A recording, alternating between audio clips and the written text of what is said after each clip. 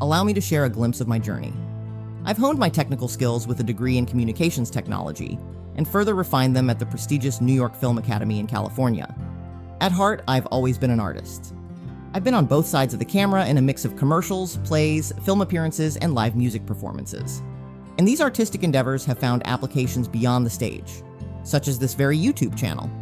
My mother and father were always in real estate. Over the years, I suppose you could say a bit of that has rubbed off on me. I'd like to tell you about a good learning experience I got from an issue we had to address last summer. The backdrop, a $220,000 loan we extended for a property in Franklin, Tennessee in late 2022. The issue, the purchaser was showing up to the table empty-handed. They were looking to securitize the deal whereby the seller would subordinate his $650,000 lien to ours. Given the subordination, we felt that if the loan went into default, the seller would pay off our lien, rather than jeopardize his, given that he was in second position. Additionally, the property was held in trust for the benefit of the trustee who was also the seller. On top of all that, the HUD reflected that the purchaser was to receive $60,000 at settlement. Red flags were up all over the place. The first red flag was why you would sell the property for $870, only to receive approximately $130,000 at settlement, and then take back a second place position with the buyer who has a negative interest in the property. To address this, we got an independent appraisal, whereby the property reflected a value of $900,000.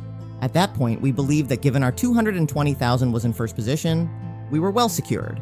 As to the trust, we were given a title commitment clearly demonstrating our superior lien position. The buyer pockets his $60,000 at settlement and manages to make 2 payments before he goes into default.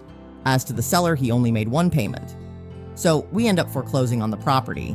And much to our surprise, the seller, rather than paying off our loan, decided to try and block the foreclosure, under the pretense that he was defrauded and that his lien came first. The closing documents he also signed were clear and unequivocal. Our lien stood superior. The foreclosure moved forward, and the property sold for approximately $270 at auction. The twist? The auction buyer turned a neat profit, selling it for a staggering $500,000 shortly after.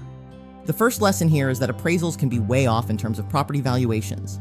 The second is that when you take an inferior lien position, understand the associated risk. This has been Nathaniel with Fulford Lending. Thank you for watching.